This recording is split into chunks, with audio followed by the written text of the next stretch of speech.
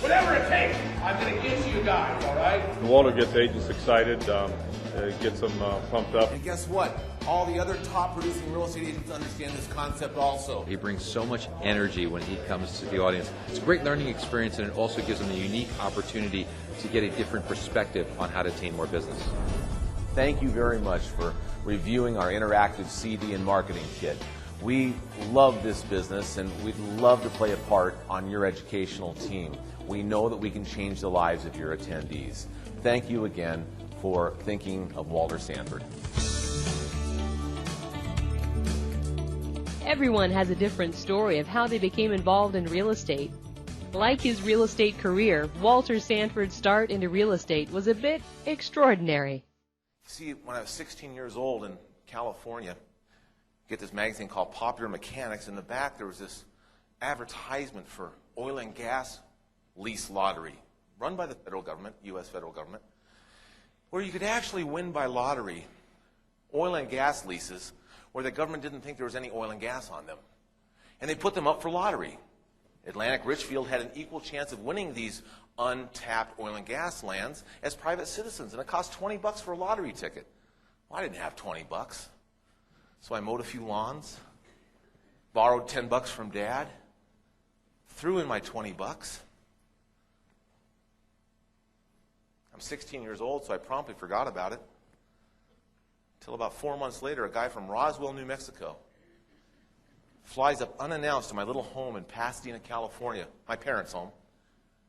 And I came to the door, and he said, "Son, are you Walter Sanford?" I said, "Yes, sir." He said, "Son, you've won an oil and gas lease in Campbell County, Wyoming." I said, "Cool." He says, "You don't understand. I'm prepared to pay you $10,000 to the rights to that lease tonight." I heard a bump in the living room. It was my dad rolling off the couch, getting up screaming, "Don't take the first offer!" First piece of business advice he'd ever given me. He runs to the front door, shoos the guy away, tells him we'll get back to him later, goes ahead and hires a service to find out who owns oil and gas leases around this lease. Atlantic Richfield happened to be one of them. He contacted them, said, "Hey, we got this lease won by the federal government. Are you interested in acquiring more area around your leasehold?" They said yes. He said, "How much?" They said, $36,000. Oh my God. What does a 16-year-old do with $36,000, you guys? Southern California. What's my only desire in my life? Oh, yeah, 2 desires. What's the second desire? Yeah, chicks. So, what got the best chick? What kind of car? Porsche! So I went to Dad and I said, "I got the plan for my money." And he said, "Son, you forget, I put in half the money." Shoot. 18 grand still bought a used 914. So I came on plan B. He says, "That's not going to happen." He says, "It's a hot real estate market here in the 70s, and you can't lose. My dad says, my real estate broker told us we can't lose. We're buying a fourplex with the proceeds." And he says, "Son, we're going to teach you how to run it." I said, "Dad, what about the car?" He said, "Son, I haven't forgotten about the car." Dad held out $400 for, you know what you can buy for $400 30 years ago? Pretty much the same thing you can buy now, a red Datsun. You guys know what a Datsun is pre-Nissan. And my dad, the world's greatest salesperson, he said, "Son, what you do is you put the blonde in the Datsun and you drive her by the fourplex. You explain to her that you own it, and he promised me that the same thing would happen." So I'm a proud owner of a fourplex in El Monte, California, cleaning human hair out of the corners of bathrooms on my days off. But you guys would come by and say, "Hey, we need listings. It's a hot market. We can double your money." I said, "Let me get Dad's okay." Dad said, "Sure." You put it on the market. You sold it in 2 weeks. You doubled my money. I asked you, "Can this always be done?" And you all said in unison, "Of course, you can't lose money in real estate." I said, "Let's do it again." Many multi-million-dollar real estate investments and many cars later, Walter soon realized how real estate can be a fickle friend. Oh, there is nobody bigger than me. Forbes magazine's doing articles on young, self-made millionaires in Southern California. I told them I don't have the time. Oh, gosh, I'm big! Until 1979 rolls around. Anybody around in 79? What happens at 22.5% mortgage interest rates, guys? What happens? Nothing happens. You have to wait for your phone to ring. It's like you have to check it for dial tone because nothing happens. And that's what I got caught in, about 400 units worth, about 1981, at 21% mortgage interest rates. And I started losing buildings, which, by the way, is okay in California because we have something called the anti-deficiency statute in California, which says, hey, lose as much money at the banks as you'd like because they can't come after you personally. Guess what isn't true in Seattle and Phoenix, guys? They owned me. I graduated from college $1.7 million in debt. I said, Dad, what the heck do you do now? Dad said, get a job. What job, you guys, do you think I'm uniquely qualified for? Let me see. I've lost more money in real estate than most people have ever made in 5 or 6 lifetimes. He said I was uniquely qualified to become a real estate agent. So I had one house left that didn't have a kitchen. We were working on it. It hadn't been foreclosed on, so I moved into it. It was in Long Beach, California.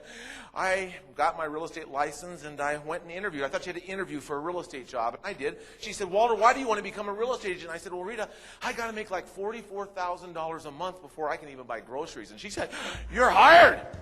And from there, Walter stormed the Long Beach market to become one of the top realtors in the nation. Now Walter takes his personal experiences to share his success with other top real estate agents. Profitable and unique lead generation systems, real estate service team building, refined buyer services, and more. First of all, I control a good niche of the for sale by owners. I'm showing you 4 for sale by owners that probably no one else will ever show you that meet your needs. Number 2, I looked at my personal database that I've been accumulating for a year or 30 years. Yeah, they don't care. And I have 4 clients who own a home of exactly what you're looking for. I'm going to call them to see if they ever consider selling it. Number 3, I went back to the expires and I found 5 properties that had been on the market at one time. I'm going to go ahead and write them a letter and ask if they're interested in going ahead and selling their home. And number 5, I have an office meeting at my office here every Wednesday morning, and sometimes people go ahead and announce listings that haven't hit the MLS yet. By 11 o'clock, I'll be calling you about all of our office listings that haven't hit the MLS. Next, Mr. Johnson, I'm going to be sending out a postcard announcing the fact that I have you and Mrs. Johnson as new pre-approved buyers, and I'm going to be sending to the area that you want to buy and looking for people. Rates are low, markets are up. Rates are high, markets are down. Whatever the market, Walter has experience selling real estate in it. Listen to this really carefully, because it will come. Does everybody have business cycles? Do you think the next 5 years are going to be as good as the last 5 years? I'm going to almost promise you that they are not. Okay? We've had 20, 30, 40% run-ups in prices in the last 5 years, maybe even more. And properties being fueled by a 5.5% fixed loan. I don't think that can stand there forever like that. And the minute the rates go up, what's going to happen? It's going to be a natural slowdown. Building your business so that you can actually have a life is a concept that most agents find unable to achieve. They told me when I first got in the business that you should be doing open houses. So I'm sitting there about my 4th week in the business, like a spider in a spider web, waiting for people to kind of happen in so I can like pounce on them. And so I can remember this guy. He's like the 4th guy that comes in on my first open house. He says, and I'm missing my F words: family, faith, fun, fitness, friends, all the things I usually do on Sunday. I'm a little mad that I'm there, and he comes in and he goes, hey, I could have bought this house for like $11,500 in 1946. I snapped.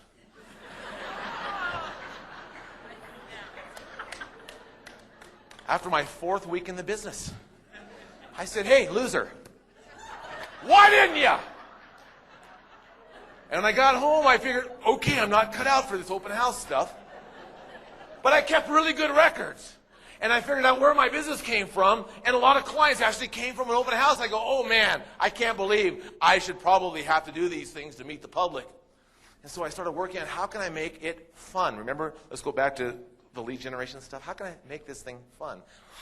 So I do 15-minute open houses. Hang in there with me.